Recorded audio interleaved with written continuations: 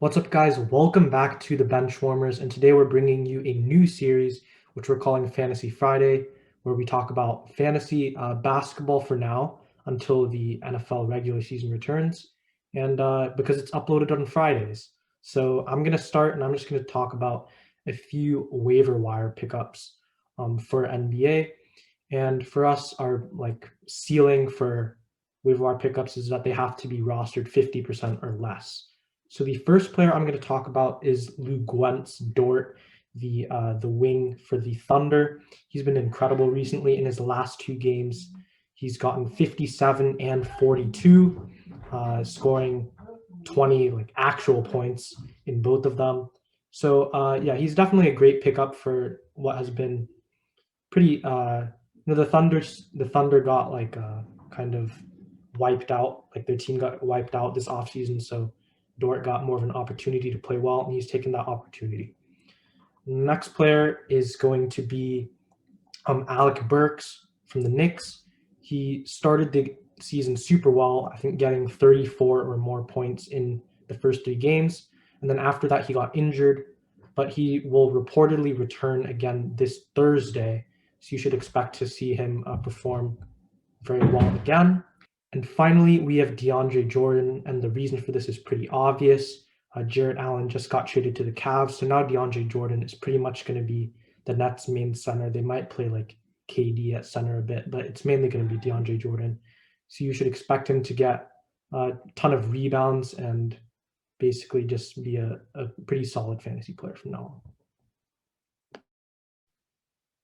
Yeah, that sounds really interesting. I mean, I especially like that Luguentz Dort. We all thought of him as a surprise player of the bubble, but now he said he's more than just a defensive pest. So that's really cool.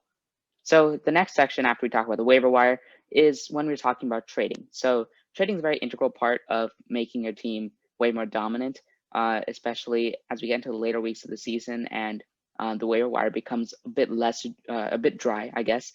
So we're going to each talk about players who you'd want to sell high and players you want to buy for low prices.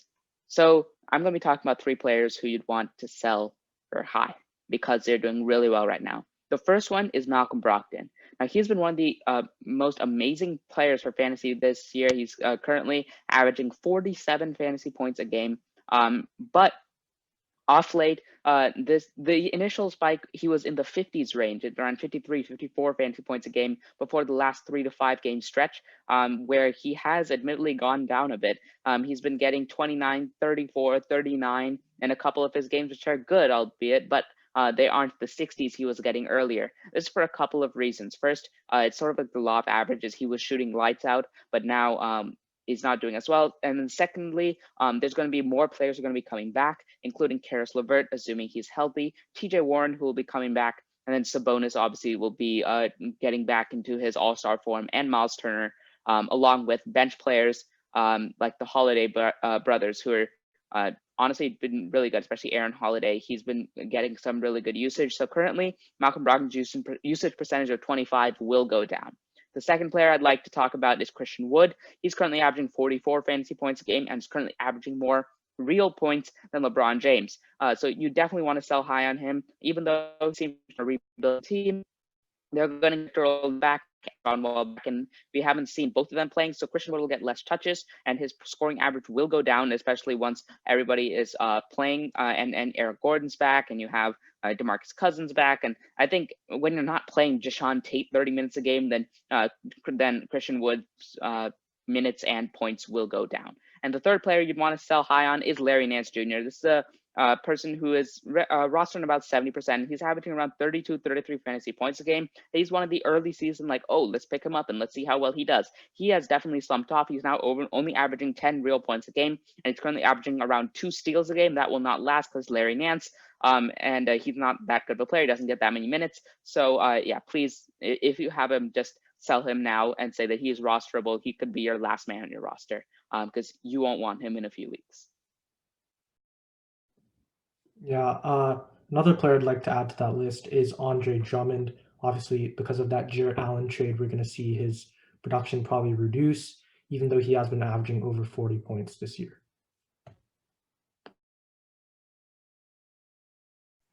And our final section for this fantasy video is BiLo, which are players that aren't really playing well right now, but they will play better in the future, which is why you should buy them for a lower price right now.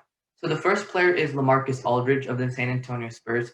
He had an injury at the beginning of the year that kept him from playing, and his minutes were pretty low. But nowadays, his minutes have been going up. In the past 2 weeks, he's been getting around 30 minutes or even more than 30 minutes in most situations.